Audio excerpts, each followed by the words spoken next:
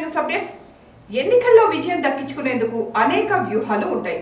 సెంటిమెంట్తో కొందరు, డబ్బుతో ఇంకొందరు చెలరేగుతున్న పరిస్థితి కామన్ అయింది. గత ఏడాది జరిగిన సార్వత్రిక ఎన్నికల సమయంలో కూడా పార్టీలు, నాయకులు ఇదే పంతాను అనుసరించారు. ముఖ్యంగా ప్రధాని నరేంద్ర మోదీ ఎన్నికల సమయంలో అనుసరించే వ్యూహం చిత్రంగా ఉంటుంది.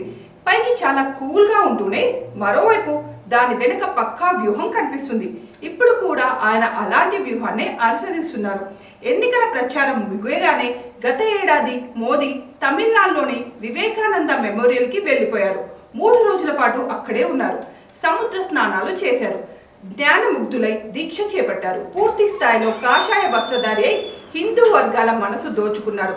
ఇది ఆ ఎన్నికల్లో ఓడిపోతుందని లెక్కలు వేసుకున్న కమల దళాన్ని మరొకసారి వికసించేలా చేసిందన్నారు విశ్లేషకులు. ఆ ఎన్నికల్లో ఓడిపోతుందన్న కమల దళాన్ని మరొకసారి వికసించేలా చేసిందన్న విశ్లేషణలు రావడం తెలిసిందే.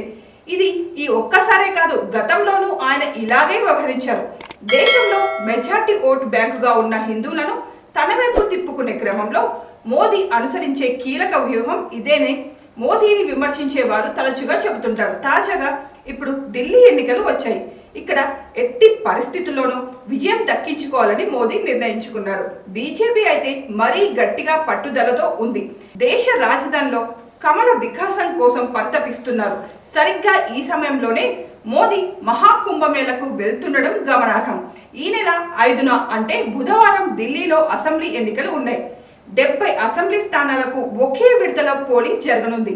ఈ నేపథ్యంలో అదే రోజున ప్రధాని మోదీ మహాకుంభమేళకు హాజరు కావడం, ఆయన స్నానం, జపం, ధ్యానం వంటివి ప్రోగ్రాంలు నిర్వహించడం వంటివి ప్రాధాన్యం సంతరించుకున్నాయి. ఇది ఎన్నికల కోడ్ను ఉల్లంఘించడం కాకపోగా ఎన్నికలను ప్రభావితం చేసే మంత్రంగా ఉంటుందని కమలనాథులు లెక్కలు వేసుకుంటున్నారు. ఢిల్లీలో అగ్రవర్ణాల ఓట్లు ఎక్కువగా ఉండడం, హిందుత్వ ప్రభావం కనిపిస్తున్న నేపథ్యంలో మోడీ చేస్తున్న ఈ మేళా వ్యూహం ఫలించే అవకాశంపై చర్చ జరుగుతోంది.